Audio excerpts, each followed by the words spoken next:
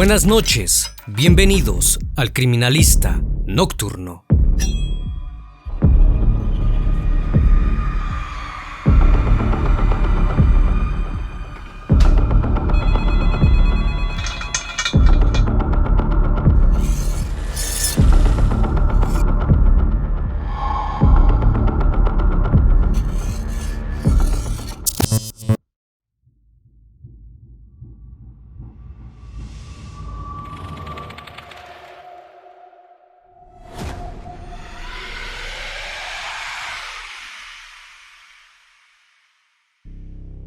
El viernes 17 de mayo de 2019, vecinos del poblado Cabo López, en la ciudad de Iquitos, vieron a dos hombres bajarse de un mototaxi con un costal negro y perderse entre la maleza que separaba el cementerio de la calle. Después de un rato, los vieron salir e irse como si nada. La única diferencia era que ya no cargaban a cuestas el misterioso costal. Los vecinos decidieron adentrarse en las espesuras para descubrir lo que habían ocultado, pero al encontrarlo, más de uno quedó completamente sobrepasado por la sorpresa. Ya no se podrían quitar la terrible imagen de la cabeza. El costal contenía restos humanos en estado de descomposición. Parecían pertenecer a un menor. También había cuadernos y una mochila. Sin perder el tiempo, los vecinos llamaron a la policía para saber si sus sospechas eran ciertas.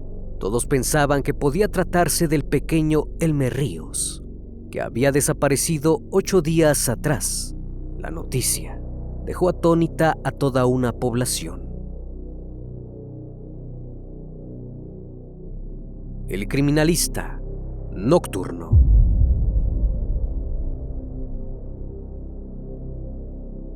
Elmer Ríos Guayamba nació en el departamento de Loreto, de la ciudad de Iquitos, en Perú. Vivía con su mamá Arlén Paima Guayamba, de 39 años, su papá Elmer Ríos Sinuiri, de 40, y su hermano menor. El día a día lo afrontaban gracias al trabajo del padre y una pequeña tienda improvisada que había puesto Arlén en su casa. A pesar de que su familia no contaba con un buen pasar económico, Elmer siempre se mostró muy feliz. Participaba de todas las clases de la escuela y por las tardes jugaba a la pelota en las calles de su vecindario. Su sueño era llegar a ser futbolista profesional. En 2019, para cuando Elmer tenía 11 años, sus padres se la pasaban peleando. La situación en el hogar no era la mejor. Sin embargo, esto no impidió que el niño siguiese siendo muy alegre y realizara sus actividades diarias con normalidad. El 9 de mayo de ese mismo año, Elmer salió de su casa como cualquier otro día.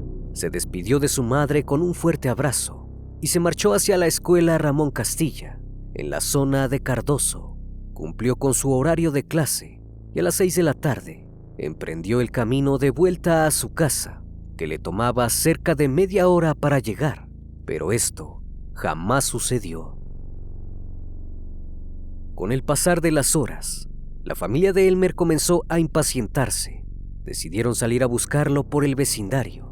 Pensaron que quizás estaba en casa de un amigo o se había entretenido jugando a la pelota, pero en ningún lado había rastro de Elmer. Cada vez más preocupados, decidieron reportar la desaparición con la policía. Durante la noche no recibieron ni una noticia de Elmer, pero al día siguiente, el teléfono sonó y tanto a sus padres como a su hermano se les iluminó el rostro. Pensaron que podía ser información sobre el paradero del chico. Del otro lado del teléfono, no se escuchó la voz de Elmer, sino la de un hombre adulto. Le comunicó a Arlén que habían raptado a su hijo y que si lo quería ver nuevamente, debía pagar la suma de 5,000 soles peruanos. La familia entró en pánico. No tenían esa suma de dinero, ni siquiera poseían ahorros. La policía les preguntó si adeudaban algún préstamo o si estaban enemistados con alguien que pudiese estar efectuando una venganza. Tanto el padre como la madre de Elmer respondieron negativamente. La noticia corrió rápidamente en los medios de comunicación. Toda la ciudad se preocupó por Elmer. Querían verlo reunido con su familia. El caso tuvo tanto impacto que los trabajadores de un hospital cercano de la zona decidieron ayudar a la causa. Pidieron a sus jefes que a cada uno le descontaran 10 soles de sus sueldos. Gracias al aporte de 150 trabajadores, el dinero fue reunido y entregado a Arlene.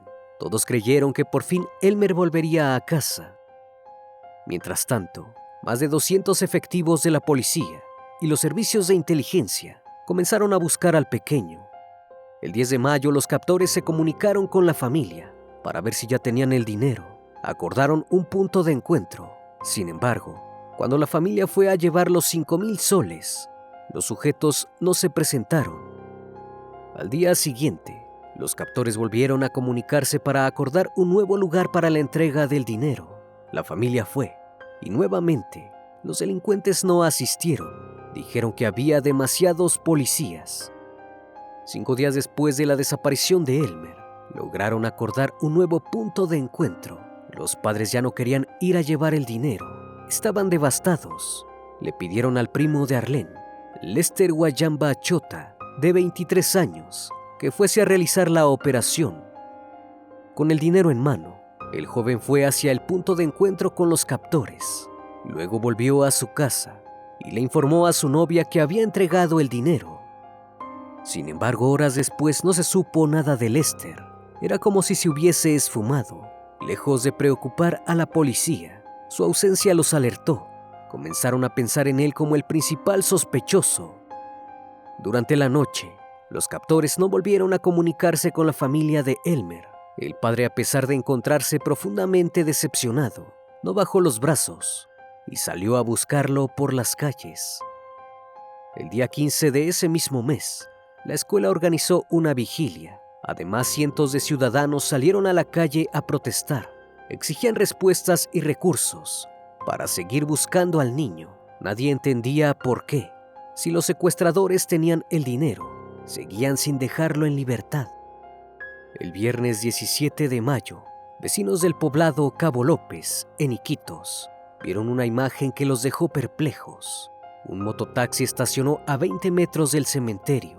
Se bajaron 2 hombres cargando un costal negro a cuestas. Se metieron en una zona de altas malezas. Luego de un rato, salieron de los pastizales, pero ya no llevaban encima el costal negro. Se subieron a la moto y se alejaron rápidamente. Los vecinos no dudaron en acercarse al cementerio y ver qué había dentro de la bolsa. Al abrirla descubrieron que tenía dentro restos humanos en estado de descomposición. Horrorizados, decidieron alertar a la policía. Al llegar a la zona, los agentes notaron que dentro de la bolsa también había una mochila y un cuaderno que parecían pertenecer a un menor en edad escolar.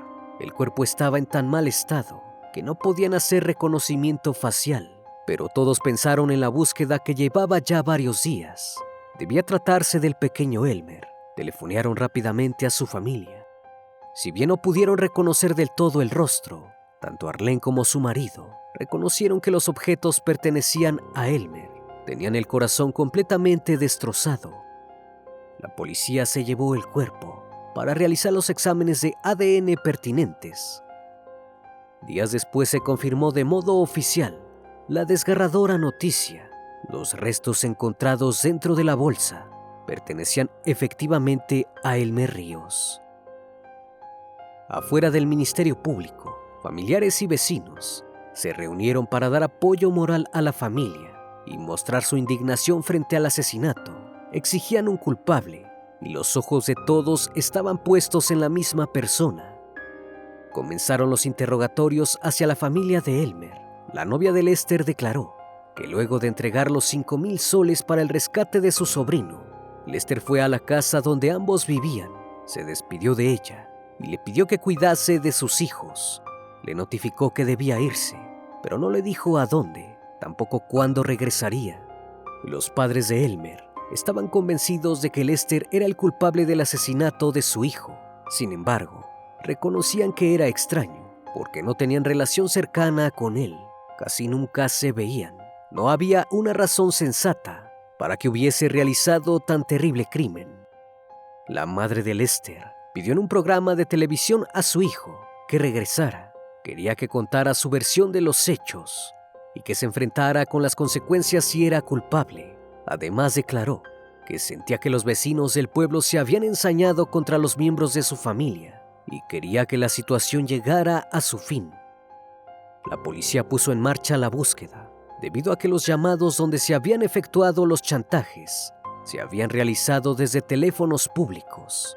Decidieron localizarlos y ver las cámaras de seguridad más cercanas. Al hacerlo, vieron que los días que los captores se comunicaron con la familia Ríos Guayamba coincidían con los días que Lester aparecía en cámaras cerca de la zona. Lester fue incluido en la lista de los más buscados. Se ofreció una recompensa de 20,000 soles para quienes dieran información sobre su paradero. La policía ingresó a varias viviendas, donde había rastros que indicaban que había estado escondido, pero no lo encontraron. Una prueba del posible paradero de Lester llegó cuando el joven envió una fotografía a un conocido suyo. En la misma, se le veía posando con el torso desnudo y un arma de fuego, escondido entre la espesura de la selva. Esto tenía sentido, ya que había hecho varios años de servicio militar. Gracias a las habilidades que había adquirido, podía llegar a sobrevivir mucho tiempo en la jungla. Su mirada en la fotografía era penetrante y amenazadora. En su hombro derecho se podía ver un tatuaje de 4 estrellas, lo cual era de gran ayuda para la policía, ya que sería más fácil reconocerlo cuando lo encontraran. Con esta información, los vecinos del pueblo, cada vez más impacientes, decidieron armarse de machetes y meterse entre la selva para buscarlo. Sin embargo, esto tampoco dio resultado. La policía decidió salir del departamento de Loreto y buscar en zonas aledañas dentro de Iquitos. El 2 de junio, cuando se encontraban en el departamento de San Martín, vieron a un hombre que se parecía mucho a Lester. Lo reconocieron por sus tatuajes y lo siguieron hasta un hotel. A las 11 de la noche, los efectivos de la comisaría de Picota finalmente capturaron al presunto asesino. Lester fue trasladado a las instalaciones de la policía de Iquitos. Previo a su llegada, se tuvo que redoblar la seguridad y cerrar varias calles, ya que toda la población se agrupó para pedir la pena capital para el criminal. Una vez en el penal, Lester declaró que efectivamente había participado en el rapto de Elmer, pero que no lo había asesinado, y también afirmó no haber actuado solo. Involucró a 3 personas más: Belson Martín Chota Gastón, de 21 años, un menor de 17 años alias Casculo, y por último, nada más y nada menos que Arlen. En palabras de Lester, la madre era la autora intelectual del crimen. De ella había surgido la idea y el cómo llevarlo a cabo. La noticia dejó completamente impactado al país entero. Lester relató a los agentes uno a uno los hechos del terrible crimen contra su sobrino. El 8 de mayo se encontró de casualidad en la calle con Arlen. Su prima lo saludó de una manera extraña. No parecía muy tranquila. Le dijo que quería verlo nuevamente esa noche porque necesitaba pedirle algo muy importante. A las 7 de la tarde se encontraron para conversar. Arlen dijo que quería entregarle un trabajo y como recompensa le daría 500 soles. La encomienda era por demás inusual. Tenía que esconder a Elmer durante 2 días para que ella pudiese fingir su rapto. En un principio, Lester se mostró reacio al pedido de su prima. Tenía miedo de que lo capturara la policía, pero ella le juró que no pasaría nada, que era dinero fácil. Finalmente el joven aceptó. Arlen le recomendó que buscase a 2 amigos que lo ayudaran. Ese mismo día a las 8 de la noche, Lester se encontró con Cásculo, que sabía que podía ser de ayuda ya que era conocido por ser un delincuente. Le explicó el plan y el muchacho aceptó sin dudarlo ni un segundo. Al día siguiente, Lester se reunió con su amigo Belson. El hombre aceptó ser parte de la operación y consiguió él mismo un mototaxi. Lester se comunicó con Arlen para avisarle que el plan estaba listo. Ella le indicó qué calle tomaba su hijo para regresar de la escuela y el horario aproximado. Lester, Cásculo y Belson se subieron al mototaxi. A las 6:30 de la tarde, encontraron a Elmer caminando por la calle, muy tranquilo. Lester lo saludó y le comunicó que su madre lo mandó a recogerlo, ya que debía llevarlo a otro lugar que no era su casa. El niño, feliz de ver a su tío, se subió a la moto. No desconfió de la situación. Lo llevaron a un hospedaje llamado Las Brisas, en el puerto de Masusa. Lester había rentado una habitación. Dejaron al niño en ella y salieron para planear el siguiente paso. A las 11 de la noche, Lester buscó un teléfono público para llamar a Arlene y comunicarle que ya tenían a su hijo. La mujer le indicó que dentro de la mochila de Elmer había dejado un cuaderno con un número telefónico al que debían marcar para pedir la recompensa. Le dijo que esperaran unas horas para realizar la llamada. Cuando Lester regresó a la habitación del hotel, Elmer estaba distinto. Había comenzado a inquietarse porque su madre no llegaba. Hacía preguntas de todo tipo. Para tranquilizarlo, su tío lo llevó a un teléfono público y marcó el número de Arlene. Luego de hablar con su madre, Elmer regresó al hospedaje totalmente calmado. Se puso a colorear y no hizo más preguntas. Las horas siguieron pasando y el pequeño comenzó a desconfiar de la situación. A las 8 de la mañana del día siguiente, lo llevaron nuevamente a un teléfono público para que hablase con su madre. Arlene le dijo que estaba discutiendo mucho con su padre y no quería que él viese eso. Le indicó que debía quedarse con su tío hasta que la disputa terminara. Luego de eso, el niño se tranquilizó, pero únicamente por unos días. Cuando se debió realizar el primer encuentro para buscar el dinero, los tres hombres cerraron la puerta de la habitación con candado y se marcharon al encuentro de Arlene. Sin embargo, la ventana quedó abierta para que Elmer no se asustara. Mientras llegaban al punto de encuentro, Arlene se comunicó con Lester para avisarles que no fuesen, ya que los policías irían a buscarlos. Esto no le gustó a los muchachos. Habían acordado que solo se quedarían 2 días con el menor en cautiverio.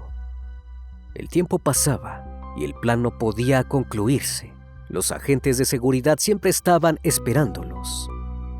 Luego de 4 días, Elmer ya tenía un celular para comunicarse con su mamá constantemente. Seguía tranquilo. Sin embargo, sus captores estaban completamente alterados.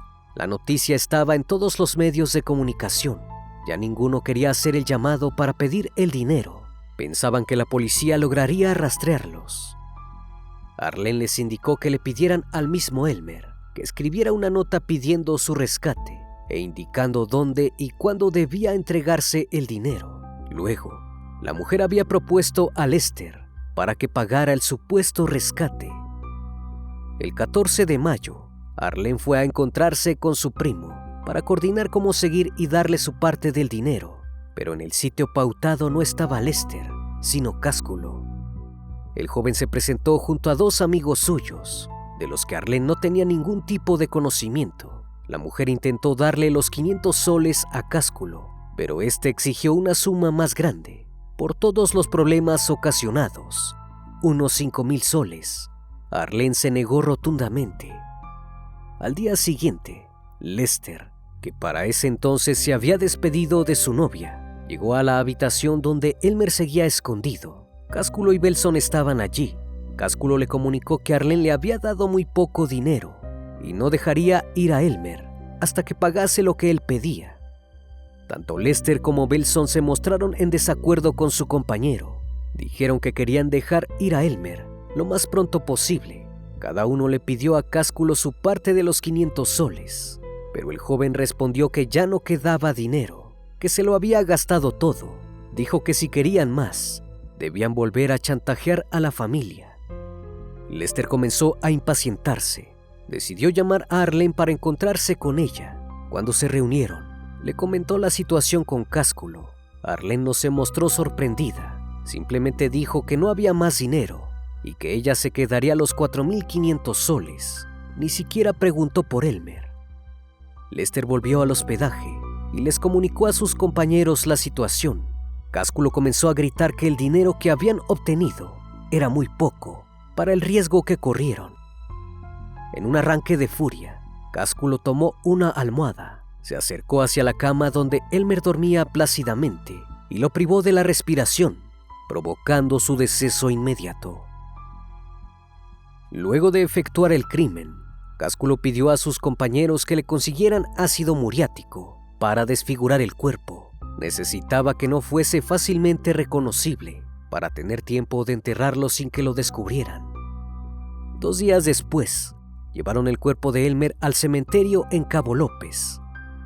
Lester se encontró con Arlene para contarle lo que había ocurrido. Lejos de mostrar tristeza, la mujer solo le respondió a su primo que debían recordar romper los chips de los celulares que habían utilizado durante el suceso. También le dio 500 soles de los 4.500 que ella se había quedado para que él pudiese irse del departamento de Loreto hacia el de San Martín. Lo importante era que no lo encontrasen nunca. Con ese dinero, Lester sobrevivió todo el tiempo que estuvo prófugo. Si bien los agentes creyeron la versión de Lester, todavía había una pregunta importante por contestar. ¿Por qué una madre le haría pasar tal calvario a su propio hijo? Arlene siempre negó todas las acusaciones en su contra. Sin embargo, luego de que salió a la luz la declaración de Lester, todo el mundo notó algo indignante. En ninguna de las entrevistas que dio durante el tiempo que Elmer estuvo desaparecido, se le vio llorando. Recién soltó algunas lágrimas cuando fue encontrado el cuerpo sin vida. Luego de una extensa investigación, los agentes llegaron a una fuerte conclusión. Arlene quería vengarse de su marido, ya que él la había dejado luego de 13 años de relación. Su plan inicial era sacarle todo el dinero posible. Unos días antes de la desaparición de Elmer, el hombre fue a dormir a la casa y le explicó a sus hijos que quería separarse de su madre, pero que seguiría yendo a visitarlos. Los niños estaban devastados. Antes de marcharse, Arlene le sugirió que los abrazara muy fuerte, porque esa sería la última vez que los vería. El hombre pensó que lo que haría Arlene sería quitarle la custodia. Ni en sus peores pesadillas pensaba el martirio que estaba por vivir. Los agentes se dieron cuenta de otra situación extraña mientras revisaban nuevamente la entrevista a la familia de Elmer. Si bien el padre había dicho en cámara que estaba divorciado de su esposa, ella siempre negó esto y decían que simplemente estaban pasando un mal momento. Finalmente, Arlene fue sometida a una prueba psicológica. La misma arrojó que la mujer tiene rasgos esquizoides, que es fría y evita las actividades sociales.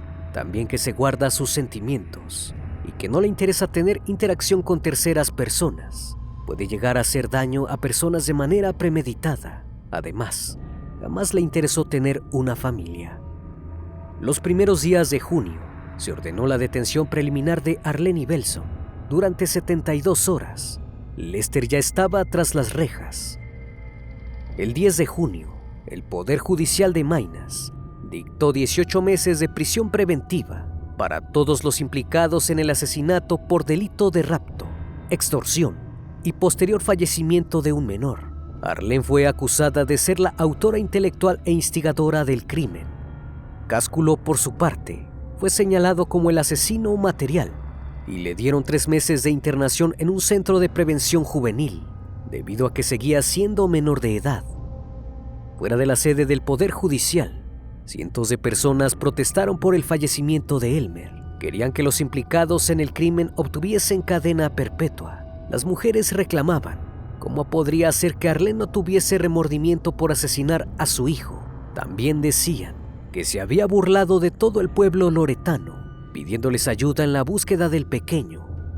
La consigna de la manifestación era que no debía permitirse que un crimen así se volviese a repetir. En las pancartas se leía: ni un menor menos. El caso quedó inmortalizado para siempre en los medios de comunicación peruanos y pasó a llamarse Caso Elmercito. Luego de más de 2 años sin hacerse justicia, el martes 7 de junio de 2022, el primer juzgado penal colegiado de Maynas, de la Corte Superior de Loreto, dictó cadena perpetua a Arlene Paima Guayamba, Lester Guayamba Chota y Belson Martín Chota Gastón, por ser autores de la desaparición y asesinato del menor de 11 años. Los hombres implicados en el crimen fueron internados en el penal de Guayamba y la madre en el centro penitenciario de Iquitos. Si bien la justicia fue conseguida, nada le devolverá la vida ni los sueños que tenía por delante el pequeño Elmer. Una vez más, estimado público, agradezco su compañía. Gracias por brindar un espacio de su tiempo para conocer un caso más de este canal. Si aún no estás suscrito, te hago la cordial invitación a que lo hagas y formes parte de esta gran comunidad. Esto es El Criminalista Nocturno. Hasta la próxima emisión. Buenas noches.